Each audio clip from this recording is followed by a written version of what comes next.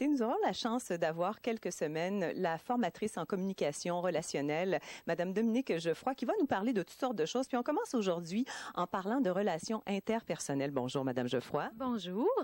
Vous êtes formatrice, vous rencontrez des gens en groupe, vous rencontrez des gens à l'individuel. Qu'est-ce que vous leur offrez lorsque vous leur parlez de relations interpersonnelles? Évidemment, on doit condenser ça en quelques minutes seulement. En fait, je leur enseigne parce que c'est une approche pédagogique que j'ai reçue de Monsieur Jacques Salomé, qui est un auteur et formateur bien connu. Et je leur enseigne comment, dans les relations, développer plus de vie, plus d'énergie, avoir des relations plus vivantes en quelque sorte. Alors, pour cela, je leur présente une méthode qui s'appelle la méthode ESPER, qui signifie énergie spécifique pour une écologie relationnelle. C'est un peu complexe.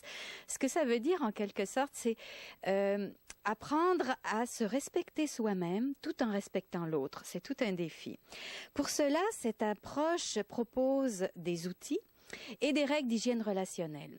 Alors, au même titre qu'on lave notre corps, qu'on lave notre intérieur, il faut entretenir notre relation. C'est ça, la relation est une entité vivante à part entière. Entre vous et moi, au fond, il y a quelque chose qui est invisible, mais qui existe et qui peut être en très bonne santé ou au contraire très maladif. On a juste à penser à certaines de nos relations, elles sont pas toujours en bonne santé. Et lorsque vous faites vos formations, vous illustrez ça avec un foulard, par exemple. Ça, avec une écharpe qu'on appelle l'écharpe relationnelle, c'est l'outil principal de cette méthode qui permet de voir que dans une relation, nous sommes toujours trois. Il y a vous, il y a moi et la relation. Et le défi, c'est de savoir comment je vais nourrir cette relation pour qu'elle soit en bonne santé.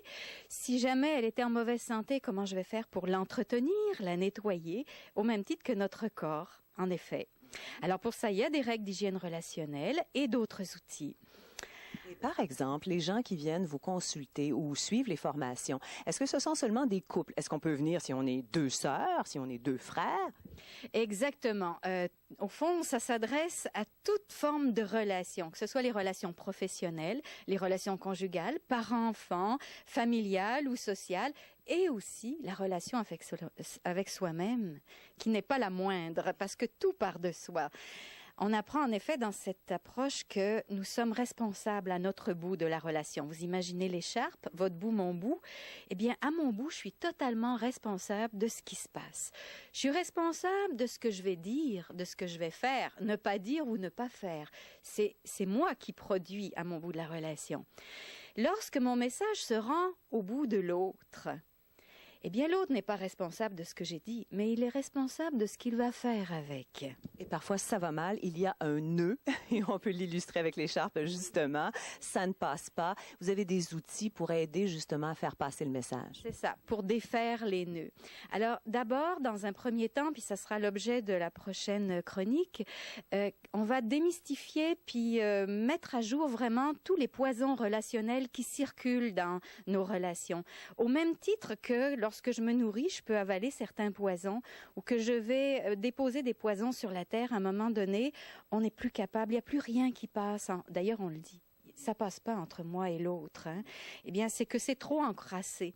On va dire que la relation, c'est comme un pont, un passage, un tuyau. Alors, imaginez un tuyau qui a été très encrassé par toutes sortes de messages qui ont été toxiques, soit pour moi, soit pour l'autre. Ça passe plus.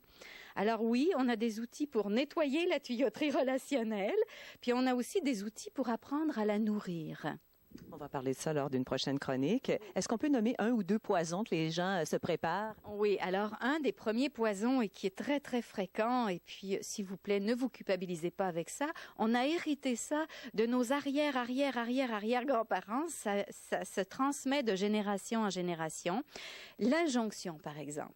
Si je disais, mais tu devrais te coiffer mieux, ou tu devrais faire de l'exercice, arrêter de fumer, ou alors quand un enfant vient nous voir puis dit « Oh, j'ai mal », mais non, ça fait pas mal, ça va passer, sois fort, sois grand, ne pleure pas.